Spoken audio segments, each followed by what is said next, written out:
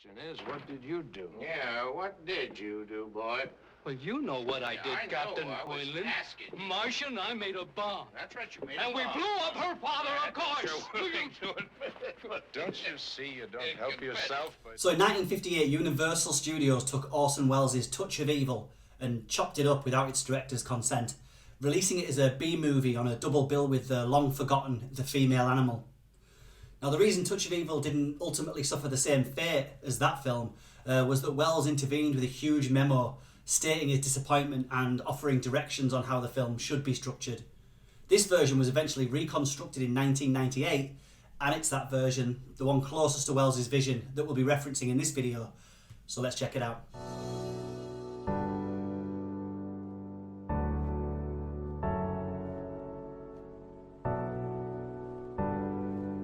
So Touch of Evil sees Mexican narcotics cop Ramon Miguel Vargas, or Mike Vargas, played by Charlton Heston, here infamously playing a Mexican, bit more on that later, has his honeymoon rudely interrupted when a car bomb goes off on the border between Mexico and the United States.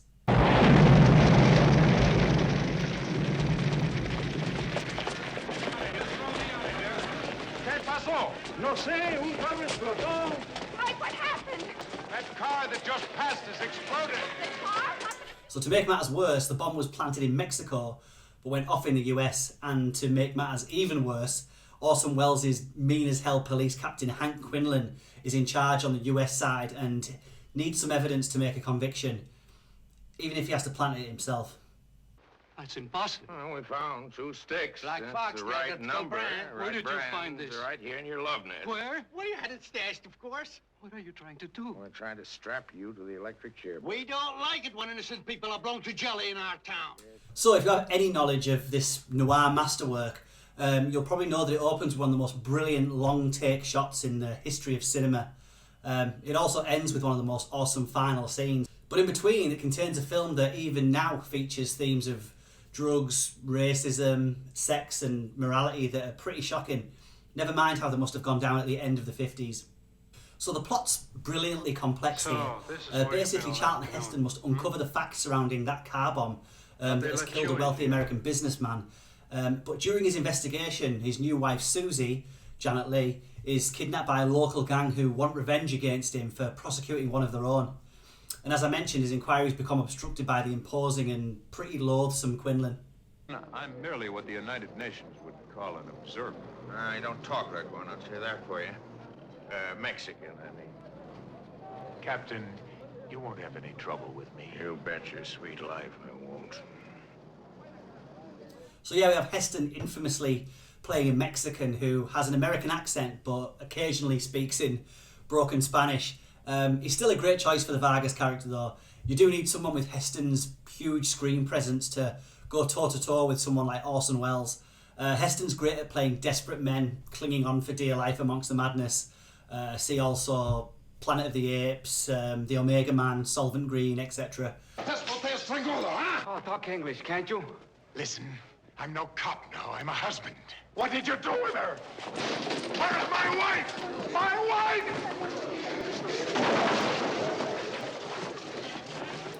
Here he's that by-the-book cop, the yin to Welles' yang, and seeing both men square up to each other is one of the highlights of Touch of Evil.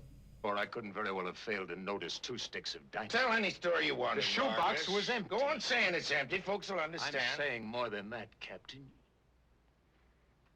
You framed that boy. Framed him!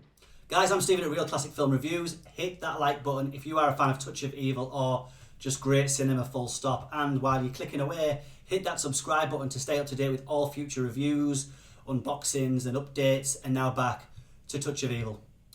So 16 years after Citizen Kane, this was kind of a comeback film for Orson Welles, who had more luck as an actor than as a director. Here he manages to do both to such a high level it's ridiculous. His Hank Quinlan is one of cinema's slimiest, no-good dirty cops. Welles, covered in prosthetics and constantly sweating, the opposite of Heston's immaculate, well-groomed lawman, is scarier than the Mexican gangs that skulk around this border town. So Touch of Evil also stars Janet Leigh, 2 years before taking her final shower in the Bates Motel. Here playing the lovely newlywed who's no damsel in distress, and actually does some great work standing up to the town's villains. Yeah? Yeah. You know what's wrong with you, Mr. Grandy? You've been seeing too many gangster movies.